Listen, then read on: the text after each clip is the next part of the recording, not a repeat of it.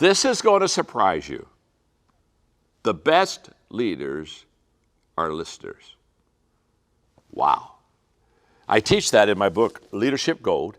And I'm not only teaching you that principle today, but I'm teaching that to Kim and Steve and Carla.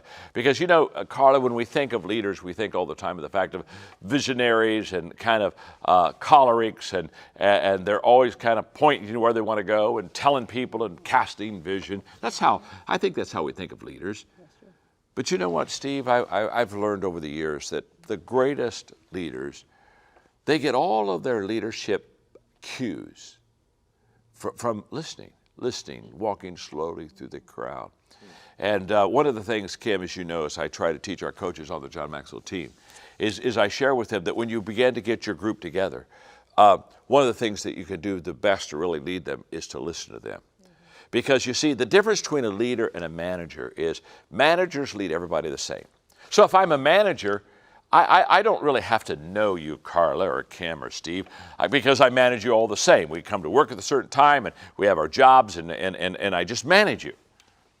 But the moment that I decide that I want to lead you, now that's a whole different deal. You see, managers lead everybody the same, leaders lead everyone different.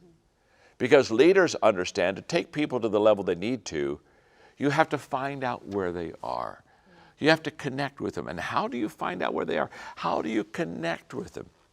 You don't stand on top of the mountain and say, come on, find me, come on, come up to me. Come. No. You get off the mountain and you find them.